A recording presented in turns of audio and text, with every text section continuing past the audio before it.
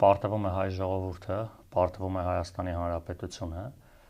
որովհետև Եթե հաջողի Փաշինյանը ցանկացած պարագայում, նույնիսկ այս պահին, եթե նույնիսկ ամեն ինչ դադարի, ասեք, եկեղեցին մեր նաև Սփյուռքի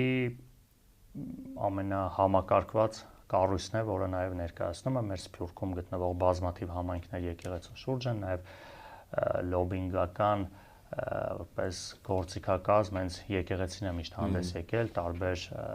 երկրներում մեր եկեղեցական թեմերը Հայաստանի Հանրապետության հայ ժողովրդի շահերն են միջ բարձրաձայնել, ընդ որում դա նաև աշխարհում բավականին ընկալելի է եղել հայ առաքելական եկեղեցու ազդեցիկ դերը ամբողջ աշխարհում հայկական ցանկացած հարցի շուրջ եւ Հայաստան եւ Սփյուռք նաև կապի գլխավոր խողովակներից մեկն է եղել եւ այս իրադարձությունները արդեն մեծ վնաս են հասցրել ոչ միայն եկեղեցուն, այլ նաև հայ ժողովրդին Սփյուռքում գտնվող մեր հայրենակիցներին, նույն Հայաստանի Հանրապետությանը, որովհետև եկեք հենց նայենք էլի պատկերացրեք, sense մի իրավիճակ այլ երկրում լիներ, ուղղակի մենք լրահոսից հետևեինք անկախ դետալների մեջ խորանալու։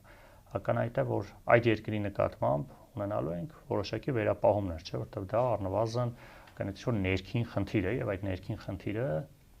ինչ իրավիճակում է մենք հայտնվենք, թույլատրում է հենց այդ երկրին։ Ու զարմանում եմ, որ չնայած վստահ եմ Նիկոլ Փաշինյանը լավ էլ գիտակցում է, որ այս ամենը միայն վնասում է Հայաստանի Հանրապետությանը, ընդ որում հայ առաքելական եկեղեցու ազդեցիկ դերը աշխարհում չէր ձևավորվել մի քանի տարում կամ 1 կամ 2 կաթողիկոսի շնորհիվ։ Դա պատմական ազդեցիկ դեր էր դարերով եկած, ընդ որում տնայինք շատ քիչ կառույցներ կան աշխարհում, ընդ որում եւ քաղաքական, եւ պետական, եւ կրոնական,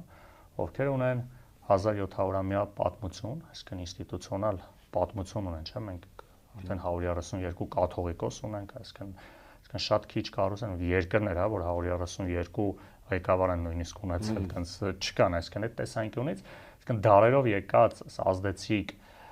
դերը, որը ներկայացնում է եկեղեցին, Հայաստանին եւ հայ ժողովրդին, մեծ վնաս է հասցվում եւ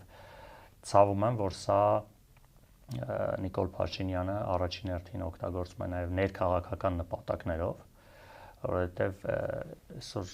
նաև դա ենք քննարկում, որ երբ որ եկեղեցու թեմաները լրահոսից ու իշխանության գործողություններից մի պահ եկեք հանենք, մտածեմ մոնիտորինգ անենք, տակը բան չի մնում, իսկ երբ որ սա հանում ես, Նիկոլ Փաշինյանը եւ իր թիմը որևէ զբաղմունք, որևէ ասելիք չունեն։